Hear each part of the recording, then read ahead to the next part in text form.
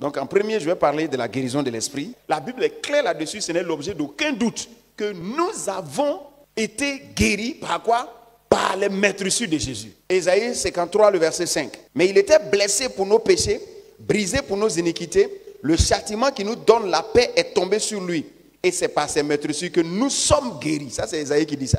Amen. L'apôtre Pierre dit dans 1 Pierre, le chapitre 2, le verset 24, lui qui a porté lui-même nos péchés en son corps sur le bois, afin que, morts au péché, nous vivions pour la justice. Lui par les maîtresses duquel vous avez été guéris. Donc ce que Jésus a fait est une œuvre spirituelle. Donc Jésus a déjà fini avec votre guérison. La Bible dit que par ses maîtresses, vous avez été guéris. Lorsque vous êtes en Christ, par ses maîtresses, vous avez été guéris. Qu'est-ce que ça veut dire? Ça veut dire simplement que Jésus a pris votre condition, il a partagé ce que vous aviez, on a mis ça aussi sur lui pour que l'esprit qui va venir le faire sortir de là, que cet esprit-là soit aussi capable de vous faire sortir de là le jour où cet esprit-là viendra sur vous. C'est comme ça que quand vous croyez en Jésus-Christ, vous recevez le même esprit qui l'a guéri. Quand Ésaïe dit que par ses maîtresses, vous êtes guéris, vous devez comprendre Ésaïe, ce qu'Ésaïe est en train de dire. Ésaïe veut dire que notre condition de malade, là, on a mis ça sur lui. Quand on dit on a mis ça sur lui, ça ne veut pas dire qu'on a enlevé sur nous. Le premier niveau de compréhension, c'est que on a enlevé sur lui, nous, et puis on a mis ça sur lui. Ça, c'est le premier niveau de compréhension. Ça peut fonctionner chez certaines personnes. Amen. Mais quand l'ennemi revient, il dit, mais Jésus a pris, et puis, mais qu'est-ce qui se passe? Parce que quand il revient avec quelque chose de fort, ça devient un peu difficile. Vous devez savoir que, voilà ce que Dieu a fait. La même chose qui se trouve sur nous, il a mis ça sur lui. Donc, il est devenu notre roi. Si par exemple nous étions tous des aveugles, il a rendu aussi aveugle comme nous, pour qu'il soit le roi des aveugles. Donc tout le monde est aveugle, lui-même aussi il est dedans. Quelqu'un entend? C'est ce qu'on appelle la communion. Il a partagé notre sort en venant s'attacher à nous. Imagine un homme qui est amoureux d'une femme contaminée et il touchait la fille. Et lui aussi il est contaminé. Maintenant, lui, on lui donne l'antidote, c'est-à-dire la chose qui va le guérir. Et on lui dit quand ça va finir de te guérir, prends la chose là et puis donne à ta femme. C'est comme ça qu'on nous a guéris. C'est ce que l'autre est en train de dire. Il dit le fait qu'on ait mis les problèmes sur lui là, c'est ça qui nous a guéris. Il n'est pas en train de dire que ce sont ses maîtresses qui nous ont guéris, mais c'est sa guérison qui nous a guéris. Donc, par ses maîtresses, nous sommes guéris. C'est-à-dire le fait qu'il soit blessé au milieu de nous. Parce que c'est le péché qui a entraîné ses plaies, n'est-ce pas? Il a été blessé pour nos iniquités, n'est-ce pas? Donc, les blessures qui sont sur lui ont une justification. La justification, c'est qu'il a pris notre condition. Le fait qu'il meure, c'est parce qu'il a pris notre condition. Sinon, lui ne doit pas mourir. C'est parce qu'on l'a rendu comme nous qu'il est mort. Alors, lui, à cause de ce qu'il a obéi, on va lui donner quelque chose qui va lui permettre de se réveiller. On va lui donner l'esprit qui va lui permettre de se réveiller.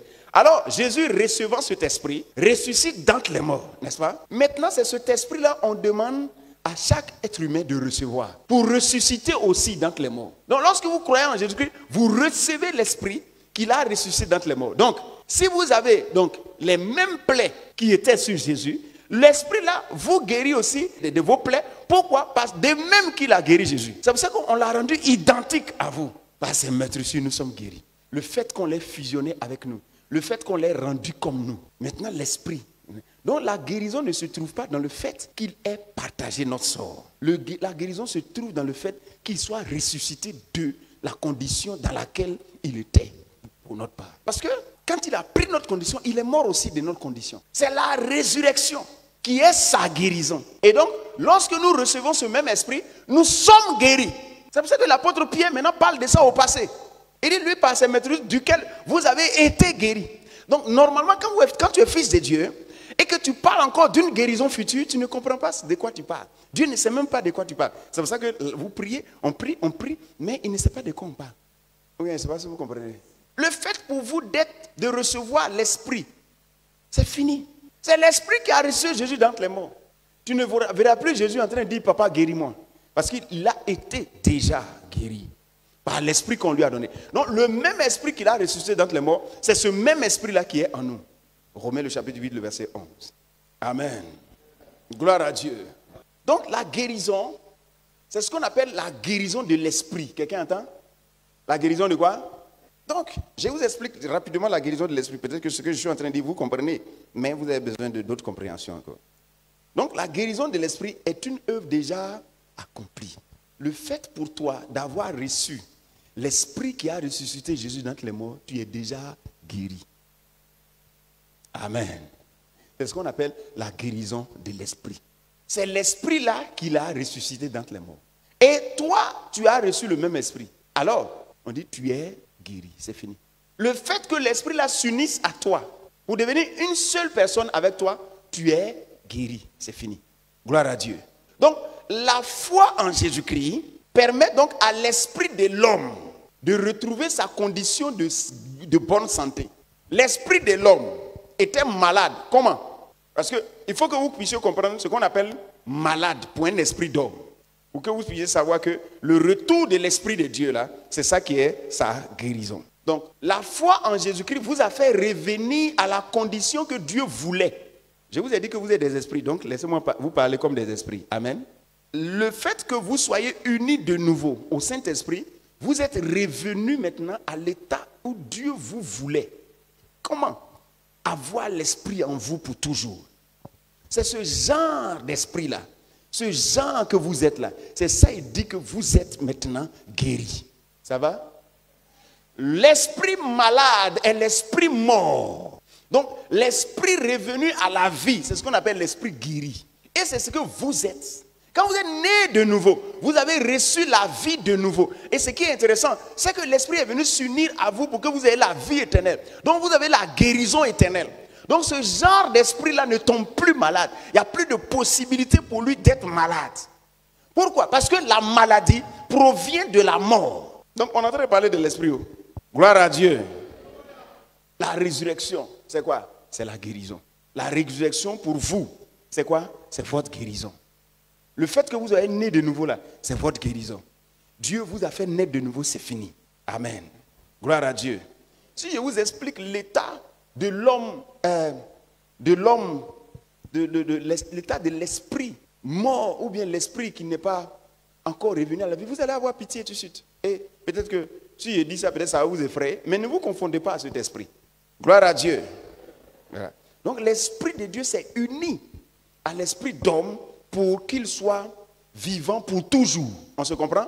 Pour qu'il soit vivant pour toujours. C'est ce que la Bible explique dans ce que je vous l'ai dit tout à l'heure, Actes chapitre 13, verset 32 jusqu'au verset 34 qu'on a lu là. Romains le chapitre 1, le verset 4, 1 Pierre chapitre 1, le verset 3, toute la nouvelle naissance de Jésus bien sûr. Gloire à Dieu. Donc la nouvelle naissance, Jésus nous a donné l'esprit qui demeure en nous pour toujours. Donc ça veut dire que nous sommes vivants pour toujours, nous sommes guéris pour toujours. Donc la maladie pour un esprit c'est quoi? La maladie pour un esprit c'est de s'être séparé. Un esprit malade c'est qui? C'est un esprit qui est séparé de l'esprit qui lui donne la vie. Amen. Un esprit malade c'est quel esprit? C'est l'esprit qui est séparé du Saint-Esprit qui lui donne la vie. Donc cet esprit on dit il est malade. Ce genre d'homme là on dit il est malade. Il est malade pourquoi? Parce qu'il ne fonctionne pas bien.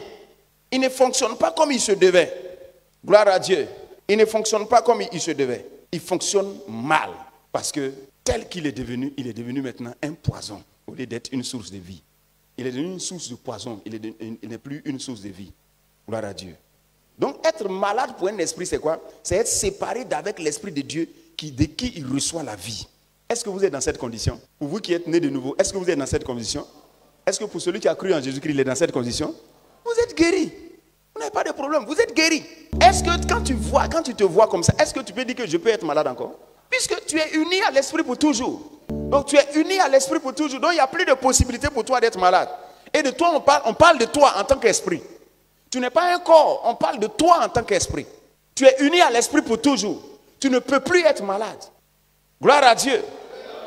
C'est comme si on te disait, mais tu as la vie éternelle, mais est-ce que tu peux encore aller en affaire? Tu dis non. Tu dis mais pourquoi? On dit non, j'ai l'assurance de mon salut. Tu as l'assurance de ton salut. Pourquoi? Ah, toi aussi, je suis vivant, Jésus m'a donné la vie éternelle. C'est la même chose. Quand vous êtes unis à l'esprit, vous êtes vivant pour toujours. Donc ça veut dire que vous ne pouvez pas être malade. Puisque la maladie provient de ce que vous êtes séparés d'avec l'esprit de Dieu. Alors que ce n'est plus possible. Parce que vous êtes unis, vous êtes nés de l'esprit. Donc où est la possibilité d'être malade? Ça a disparu. Amen. Dis avec moi, je suis guéri. Parce que l'esprit est revenu à moi. Parce que l'esprit de Dieu est revenu à moi. Et il est uni à moi pour toujours.